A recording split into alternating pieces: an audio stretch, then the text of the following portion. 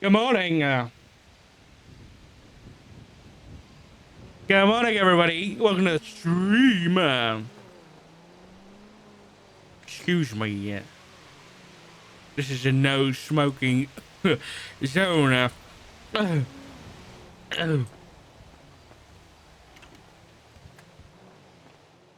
You're too sweet for me. Give me. Mm-mm. Give me. Mm-mm. Mm-mm. Mm-mm. Mm-mm. You're too sweet for me. Too sweet for me.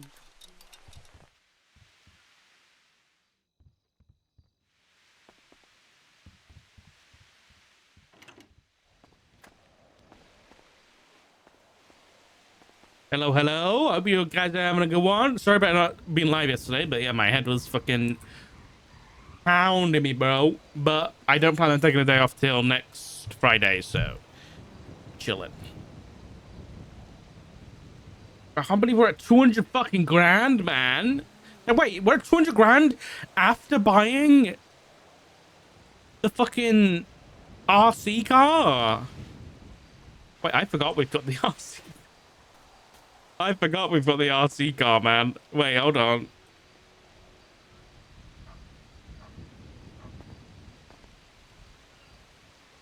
I forgot we have this thing.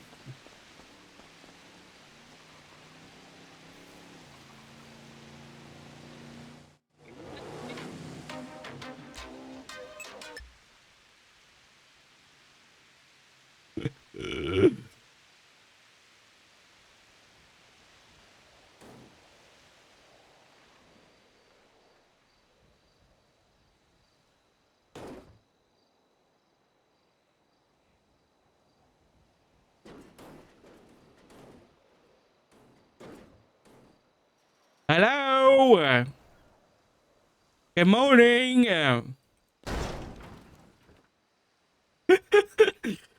Anybody home?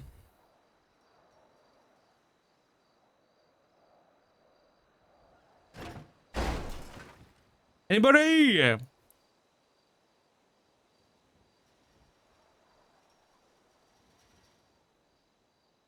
Hello? Damn it.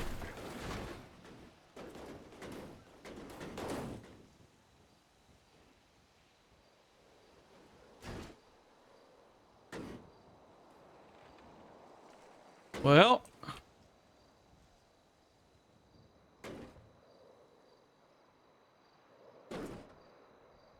he was hoping he would get stuck. What the fuck, Jaru?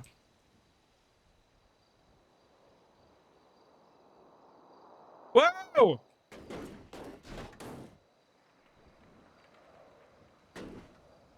What are you, some government fucking spy? Done! Dad?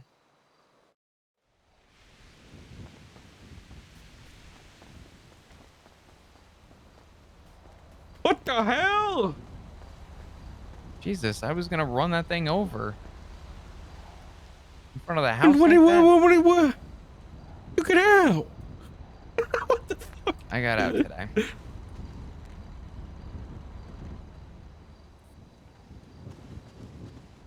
I'm sorry. Hey. No. Are you alright? Are you...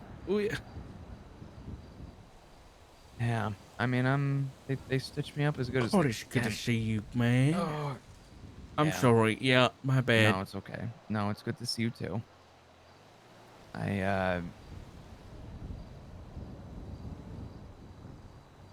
It was a rough time.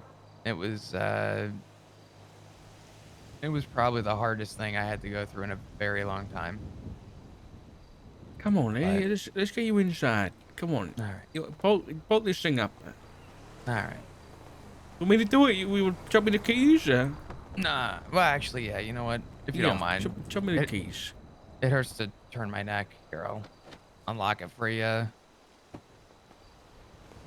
Pass us through. All right, go inside. Go on. The parking spot's like next to the curb here. It's a little weird to get Oh, to. yeah. Our place or your place? It's up to you, mate. Honestly, yeah. I don't care. Yeah, come on. I got some chips from the bed. Hmm. I've just been watching Downton Abbey. So Oh, okay. your dad's gone shopping. So I mean, Oh, nice. we can just we can just chill there if you want. No, that's okay. I'm not in a rush to be anywhere. I'm taking it easy. I haven't been to work. I went to the meeting today and that was it. They put out a pretty egregious announcement letting people know to pretty much stop fucking visiting Mirror Park. Yeah, But yeah. Oh, put your feet up, mate. I appreciate it. You can sit on the bed. It's okay. It's just a bed thing. Hmm.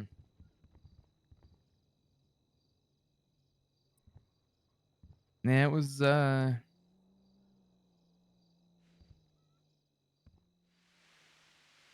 the longest 48 hours of my life, I'll tell you that much.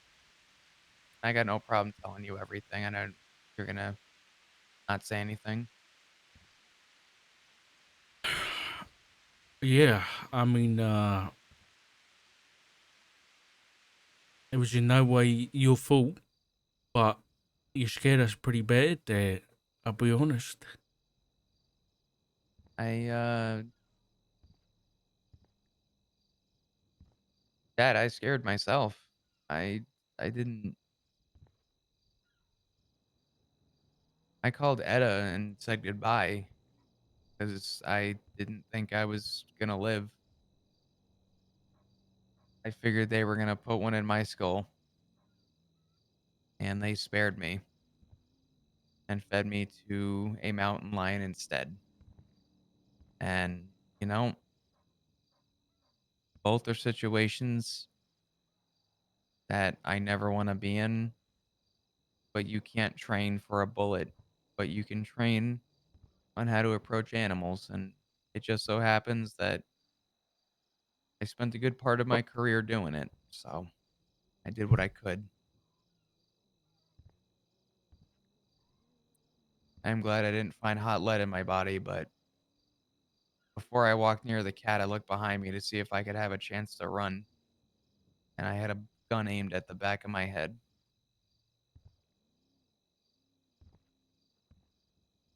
But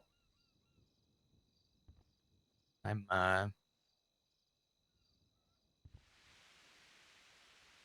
wasn't trying to be dramatic. I wanted to do the right thing, and I tried.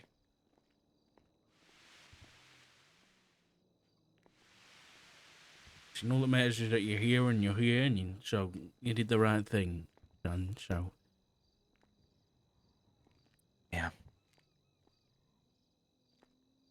I mean, do you want to know what happened?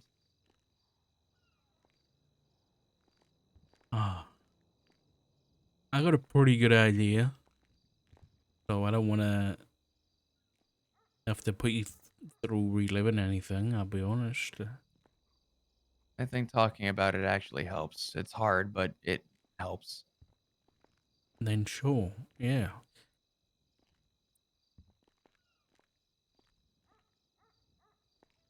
Yeah. Um,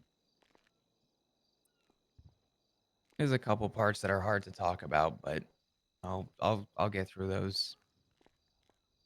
Um, I was going off duty to go back up to the house. I had put my gun up, put everything up. I actually forgot my civilian firearm in my locker, and looking back at it, thank God I did. But there's an individual who I will tell you the name of, but I ask that you just kind of keep it to yourself. Not that it's a secret thing, but I told Ziggy without giving a name, and he was pretty upset about it. So I don't want to upset him or have him be irrational or put his anger on someone else. But do you ever meet a PD applicant by the name of Pullet? Pullet Mm, O. no, it doesn't ring a bell. Mr. Pullet's been trying to apply for the PD for about 3 months. His full name is Pullet Ovar. Right?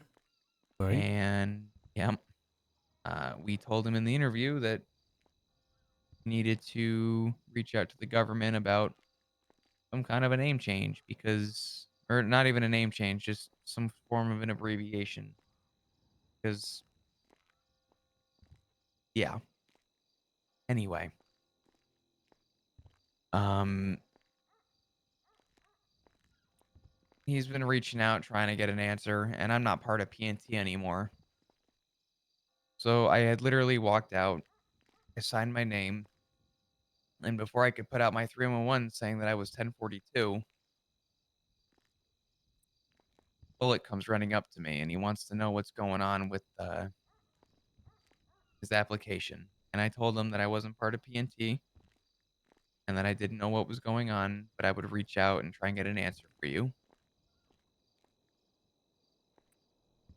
We started talking for a little bit.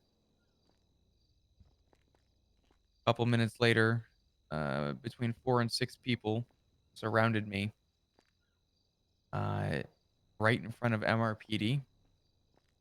And it was who I would have to imagine was Hydra. I can't prove it, but I have a damn good grudge and hunch that it was them for obvious reasons. But Pullet looked at them and said, "Get the fuck out of here. I'm talking with this guy. I've been waiting 5 hours to talk with this guy." And he started getting aggressive against them. And I said, "Oh, hell no. Pullet's about to get fucking killed if he keeps this up." So I stepped in and said, "Pullet, stay out of it." And I looked at who I thought could have been Miguel. Can't prove it, but again, very strong hunch. Mm-hmm. And I said, "Miguel, give me 2 minutes, and then I am yours." Because I wasn't running from 6 people, and I wasn't going anywhere. So I said, "Just give me 2 minutes, and I'll be good." And he goes, "Nope, you're coming with us." So I went to go walk away. Pullet started making comments, and I looked at him. I said, "Pullet, stay out of it. Just stay safe." I don't even remember what I really said. I remember saying something to him, Mm-hmm. and he went to reach for his phone, and everybody there pretty much told him, "Don't touch your phone. You'll regret it." So he watched me get loaded, or not even loaded. He watched me get into the trunk of a car, and then they shut it, and we started driving. And the conversation went as you would expect. The PD, this, that. And I told him, I said, "You realize that out of anybody who has the power and the word to actually make change, I am the one to do it." I said, "Have you ever heard me or seen me be the irrational guy? Have you ever heard me or seen me be the one who wasn't about the individual? Have you ever heard or seen me not be the one who wasn't willing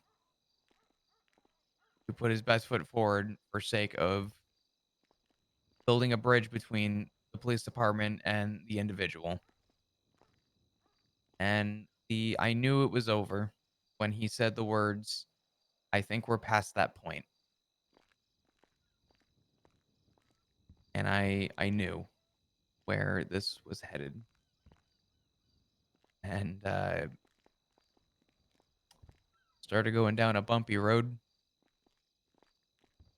There was no way of telling where I was, but I started going down a bumpy road, and We stopped at the peak of the nudist colony up there over by the lumber mill. Right.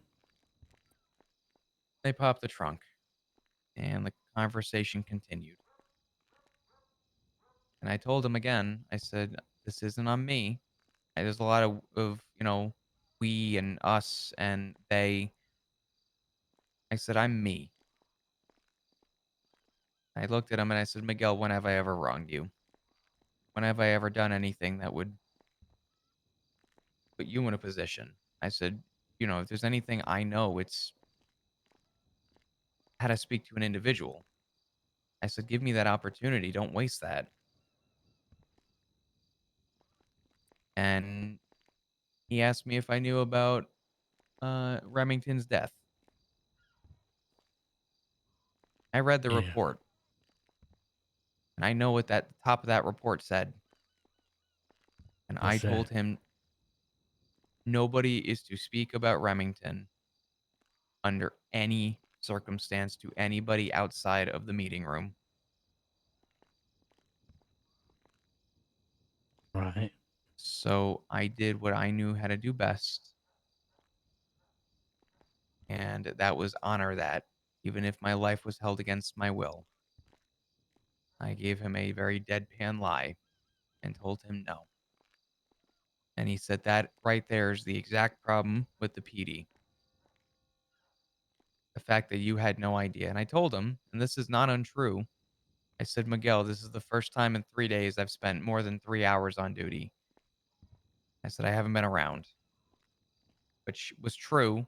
Doesn't mean I didn't know about Remington, but I told him it's impossible to communicate when you don't know.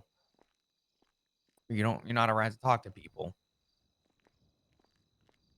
So he started going down his line and I cut him off and I said, can I ask a question? And he goes, yeah.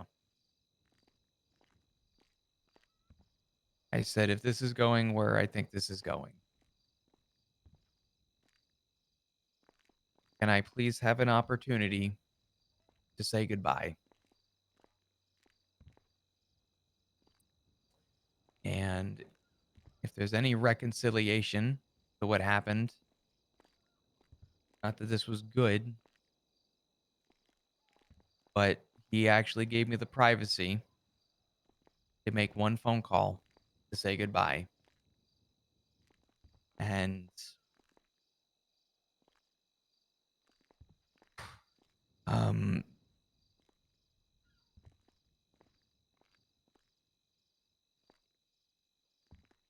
I was trying to figure out who the best person to call was.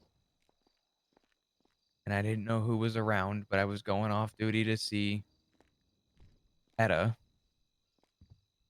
And I figured if Maple was busy and he couldn't answer, that would have been a problem. If Ziggy wasn't around, that would have been a problem. I didn't know if you were around. I didn't know if Matt was around, but I knew Etta was around. So I wanted to call Etta because our last conversation was, I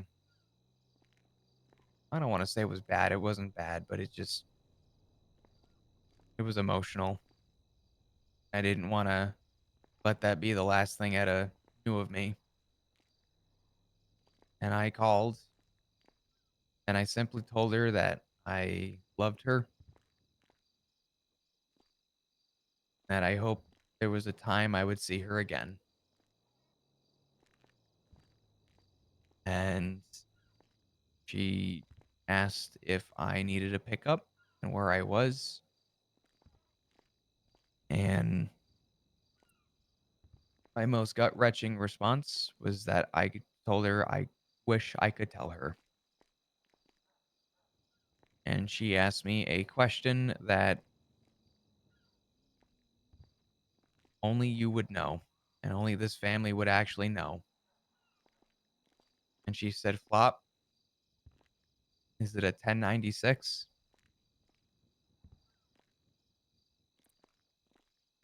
And I was afraid to give a yes or no next to about 6 gang members. And I gave a very long, broken sigh and said goodbye. And I hung the phone up and they loaded me back into the trunk. We started driving again. And who I thought was Miguel was driving. He said, "You know, Flop, the best version of you was when you were a park ranger."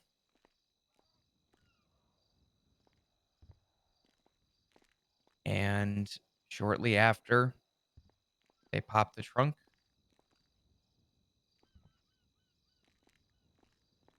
I got out and they told me to go meet my maker. Um, a mountain lion next to the tunnel.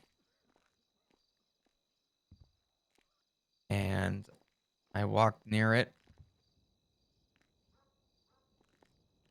and I had a split second where I looked back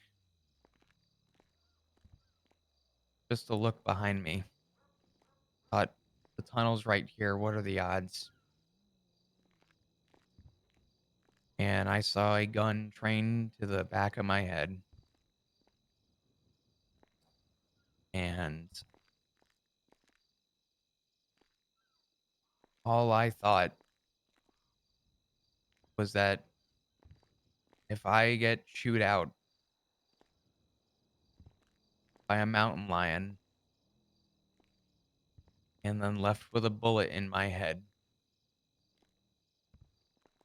I don't think we'd be having this conversation right now. And I'd like to think that I was sort of given a second chance at life because I was completely determined, Dad, that I would not be sitting here right now. And the mountain lion jumped on me and shredded me apart for God knows how long. It felt like forever, but fuck's sake.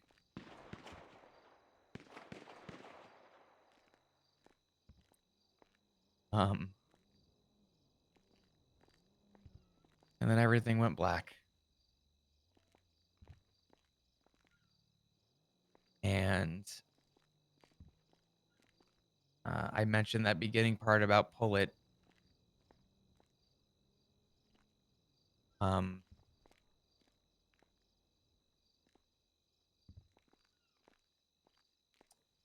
and I asked Maple today while giving my statement. I asked him, I said, did pull it call 911? The man trying to apply for a job at the police department watched me get loaded in the back of a car with a gang and did not call 911. What?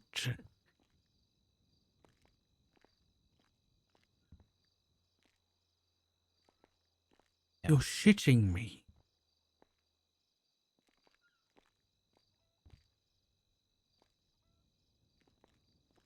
good one for his resume.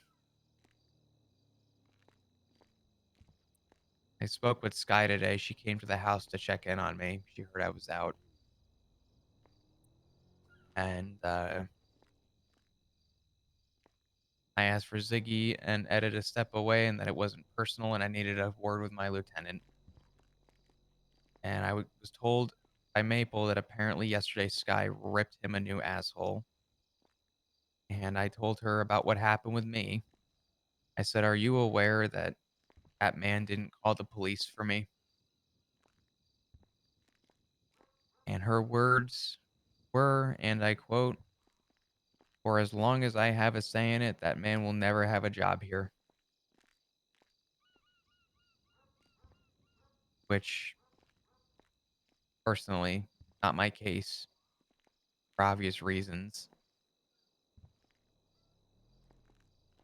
but I would have hit that man with accessory.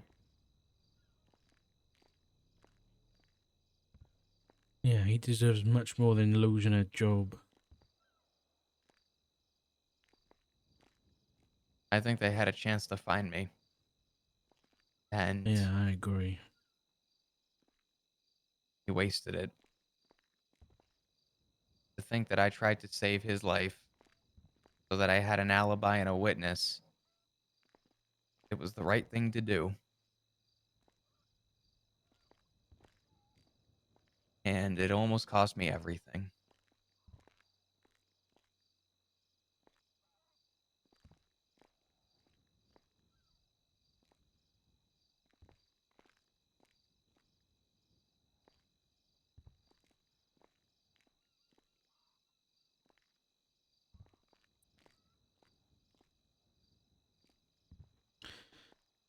I think one of the only reasons it didn't cost you everything was because of who you are as a police officer, though.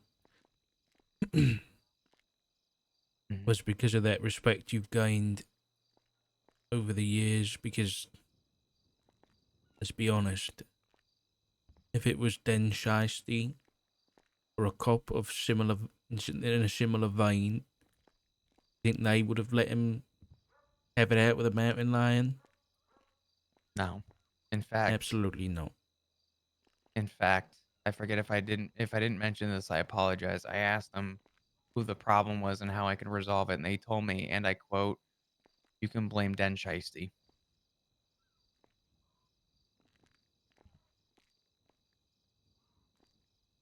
I think I'm the only officer that they've gotten a hold of that they didn't shoot.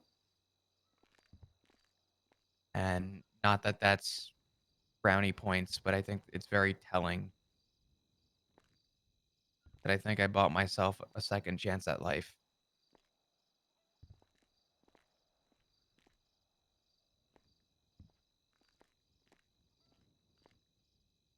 Yeah, I'm afraid you were just a message.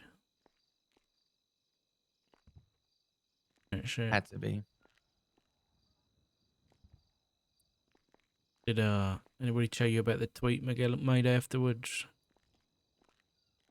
I uh I didn't read the report, but I was curious to see what evidence they had. Probably unprofessional of me, but Etta I told saw me it. that Miguel made a tweet about you afterwards, so Yeah, he says something about smoke that flat pack. yeah, something childish anyway. Um, Listen, there's people working the case. I made sure of it. And I think that it was gonna happen anyway, but I wanted to double check. And it's good people. I won't it's Riker. I don't know who else, but I know Riker's working it at least, and I know they're, you know, he's a good lad, and he's a good detective too. So I trust Riker with everything. He's a good one. yeah, He's a really good one. I appreciate that. Thank you. yeah. I also wanted to make sure Liz's case was being looked into too, and they assured me of that as well. Okay. Because, well, the PD hasn't exactly had a good track record with things lately. They haven't. We fail to fulfill cases, and it shows. Um, I think with everything that's gone on, I told Sky something today that I'll tell you, and I'm not letting my emotions get to me. I'm giving time on this because I think time is what I need. But I told Sky, I said, I think I might need to take some time away. Um, maybe a couple days, maybe a couple weeks. I don't know yet, but um, I told her that I'm scared to do my job right now. I said that there's something traumatic about what I went through that scared me. And I don't know if it was a mix of feelings because of other things, other trauma that I've been dealing with, or if it was its own thing. But I said that if I was to ever be pulled over or get pulled over by, I'm sorry, if I were to pull any of them over,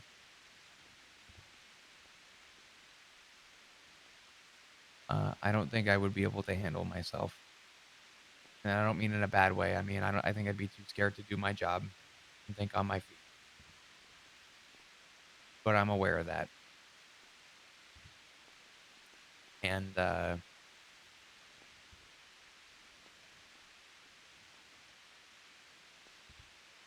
I've never felt that way before. I've never been scared to look at a mountain lion, but here I am.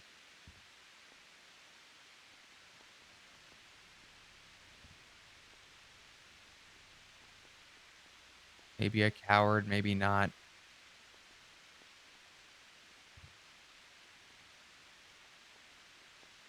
I never thought I'd feel this way as an officer with all my years of experience, Ed.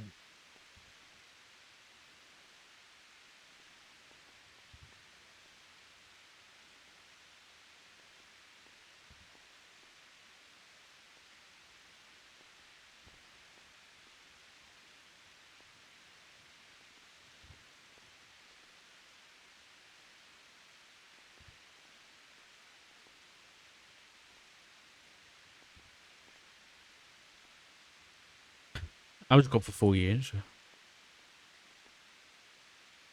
Uh, I was the assistant chief. Whether or not I was a good one is a different question. You were a good one. People that didn't think so. Uh, Not the point. Not the point of the story. All right. I'm sorry. You were a good leader. Don't let anyone tell you differently.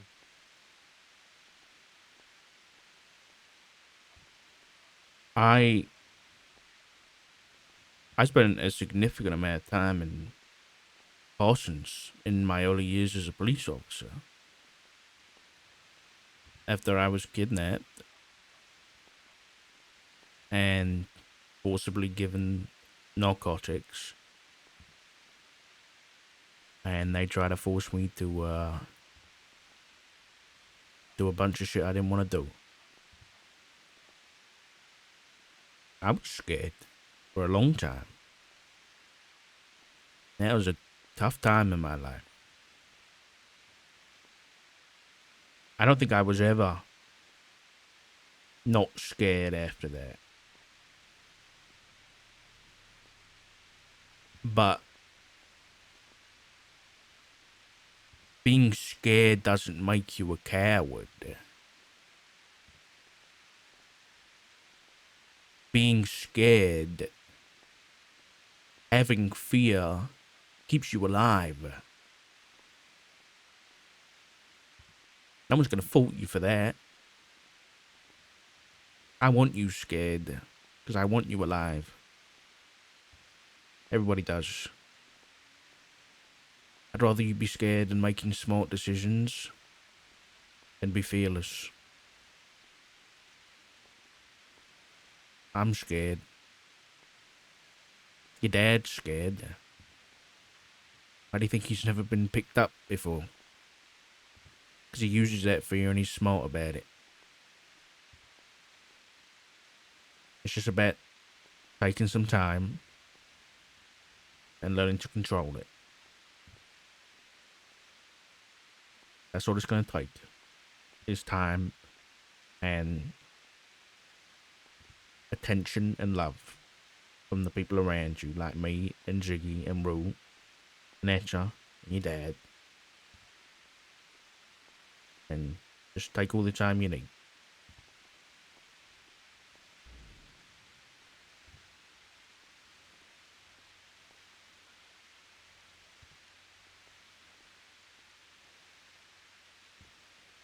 And even if it turns out in the end that you don't want to go back to work, don't go back to work.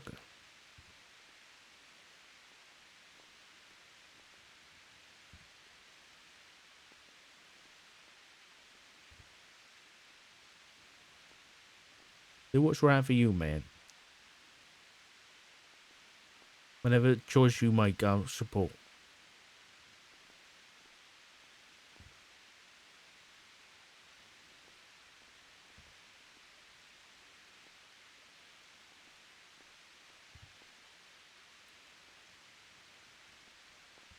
Thank you.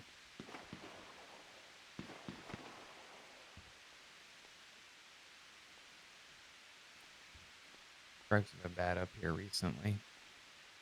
Yeah, pretty Um, bad. yeah. So, I think right now what I need is time with family. I know Rue yeah. was worried sick. Mm. I asked a few members of the club. I actually just got done talking with Kelly Dean.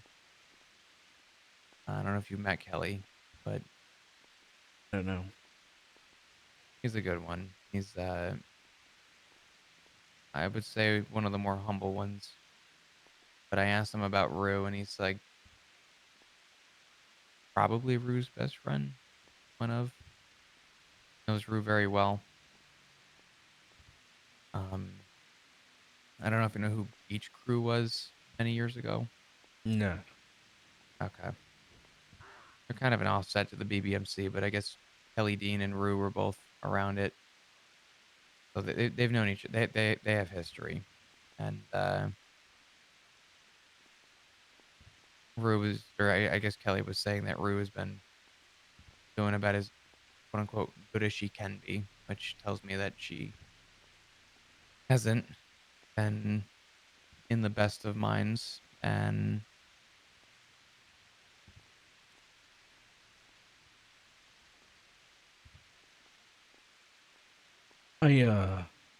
I spoke to Rue. Uh, I spoke to Ziggy too. They were both. I mean, everybody was worried, but they were both worried pretty bad, as you can expect. I think, I think Rue was struggling because I guess it surprised me a little bit.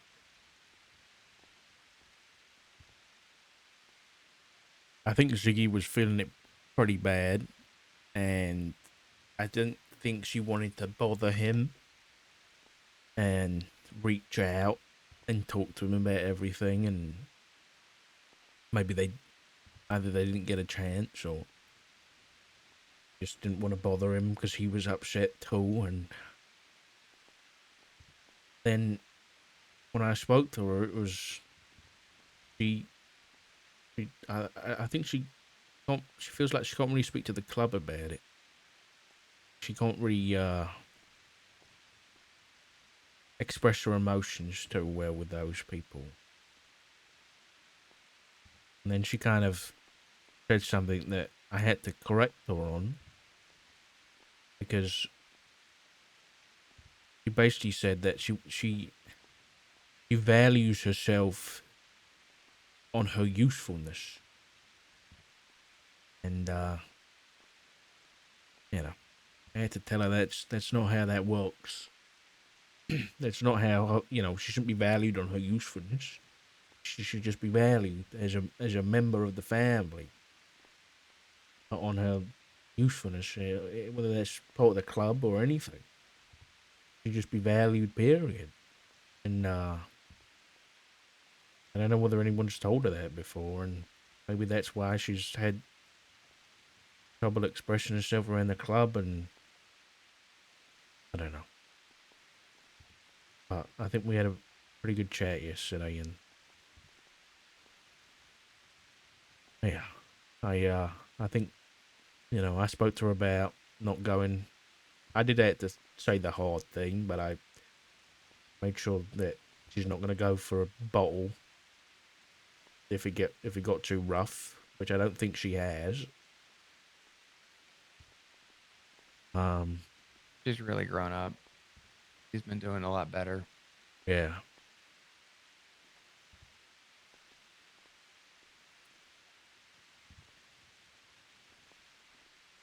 I haven't seen her yet, so I have obligations to that I want to make sure of sooner than later. But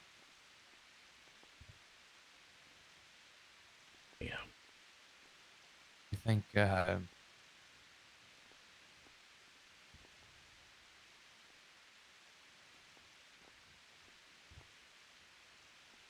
what scared me the most asking about Rue,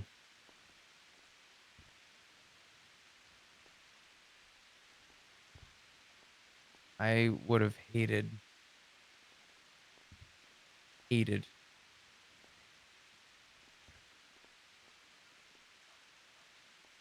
the thought of her losing another father so soon,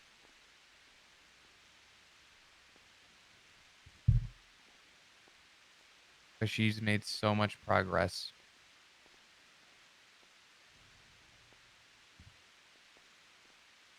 and I would have hated to throw that away.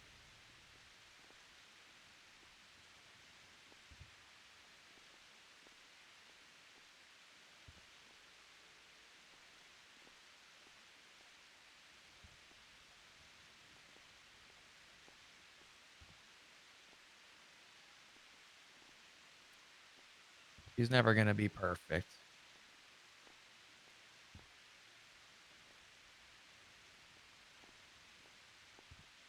but no one's No, ever going to be perfect. no,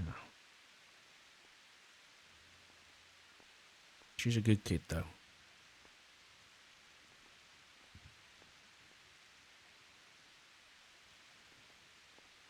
Yeah. A little rough around the edges, but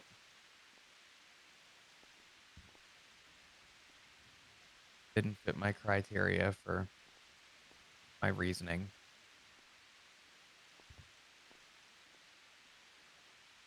But I think, and I'm going to make you aware of it so that you know. It'll change the topic, but also a little relevant. On my medical chart, they never noted uh, my morphine addiction. And I was told that they were using morphine as a painkiller for me. Um,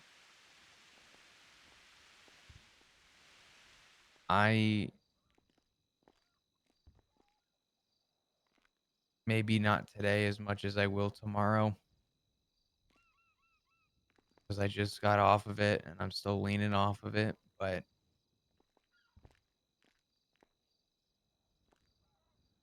I was away from that shit for so many years.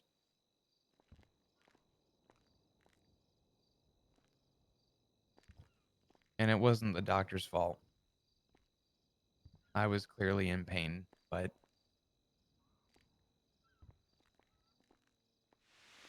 going to be hard to move past that next few days. How was that not on your chart?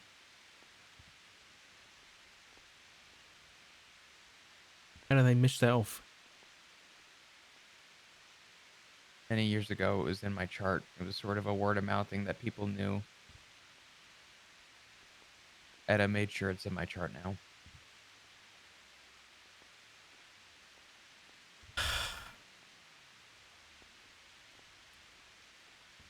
I can't blame the doctor for doing the right thing.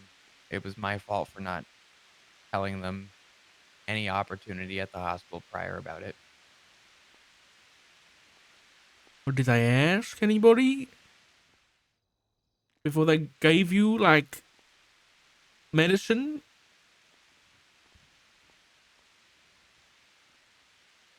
Probably not, right? Probably not. No. I Are know they Etta allergic wasn't to happy about peanuts it. as they feed you peanuts? No. Well, I think I can blame a doctor here. Yeah, I think I can.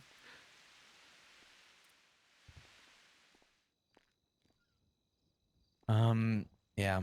I mean, it started off with Dr. Skip, and then it was Dr. Kizu, who has been lovely to me, but it was just reading over my chart and let me know. So I don't know who was the one that administered it, but Okay. you are an emergency contact. I'm sure if you want, you could probably ask. They could tell you.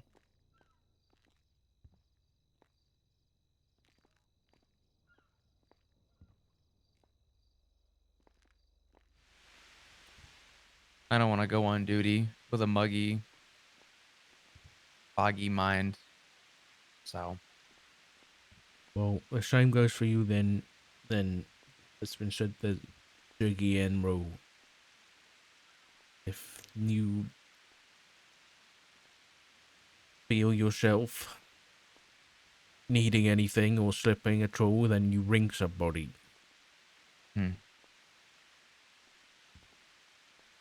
Don't try and do anything on your own.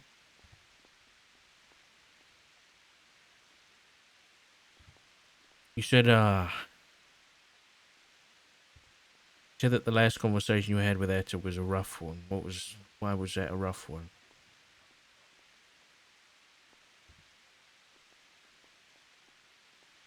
Um,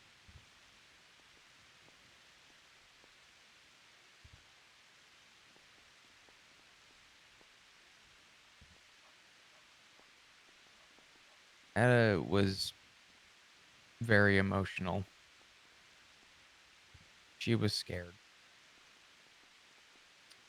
And it was put simply, because I don't want to misquote Etta, it was Okay. the kind of scared where what hurt me the most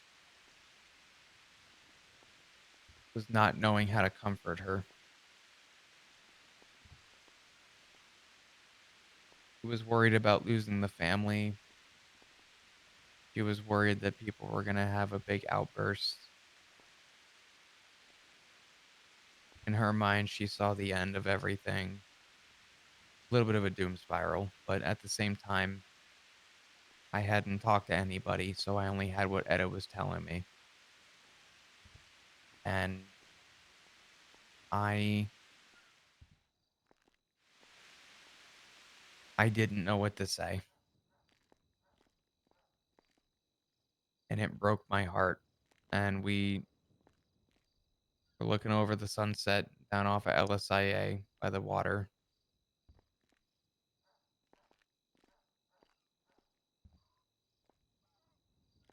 and the only thing I could do was be there for my sister.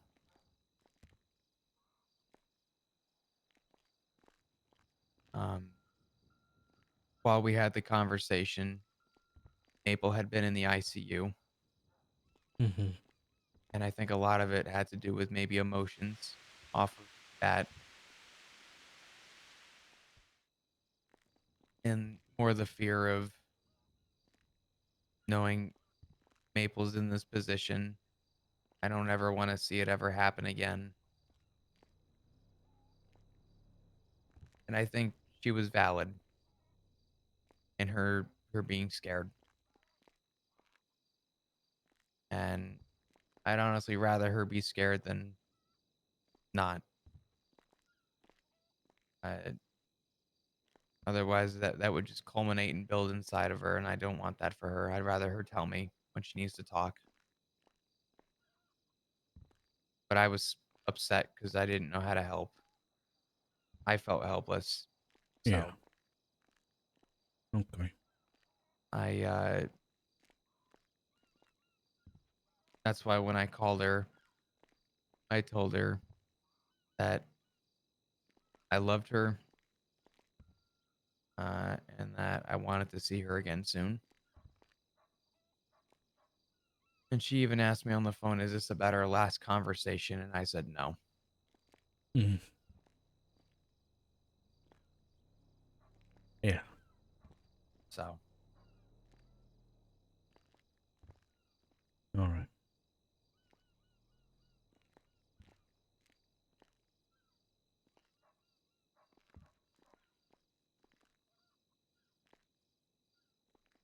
that's where I'm at right now.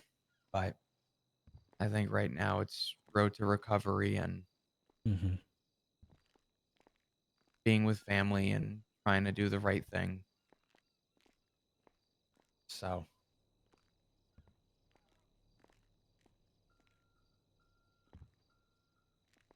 I'm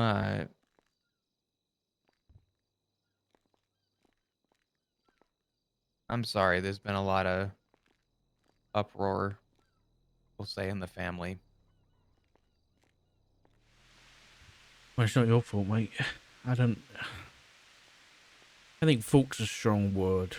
Um, What word? fault, as Mm, in putting blame on anybody, yeah, yeah. because even to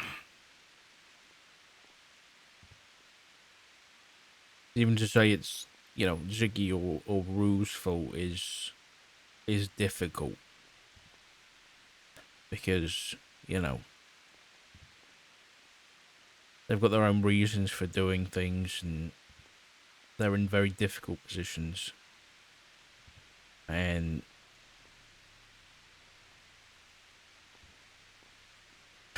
everyone, I said it to Rue yesterday, and I didn't want to bring it up yesterday or the day before, whenever it was, when we were at the hospital with you there. At the end of the day, none of it matters because when we're at that hospital and we're looking at you on a hospital bed with strapped to machines with a tube down your throat, that's that's what we're trying to avoid, and that's the only reason there's any uproar in the first place. I didn't say that out loud. What I said out loud was that none of it matters. That's what matters. The only reason anybody's getting upset is because to be we don't want anyone on those hospital beds. And we definitely don't want anybody on those hospital beds because of the actions of anybody else in the family. And that's all it boils down to. That's it. It's as simple as that. There's nothing more to it.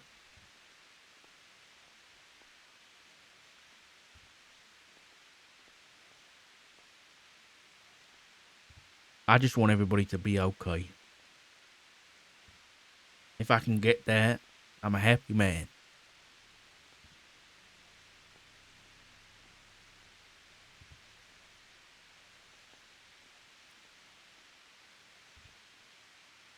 You know, I'll do everything in my power to do that.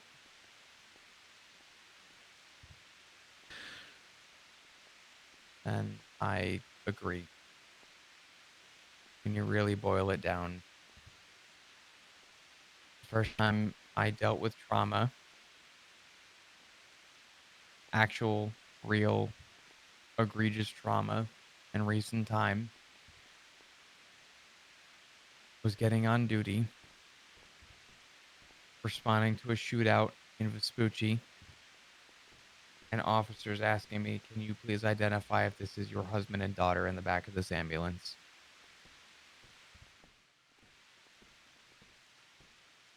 Yeah. That's not That, something yeah, you should be having to do. I immediately had to go 42. I couldn't do it. I was afraid to look back and see them. And as you would expect, the bloody, messy, train wreck I had to see was just not,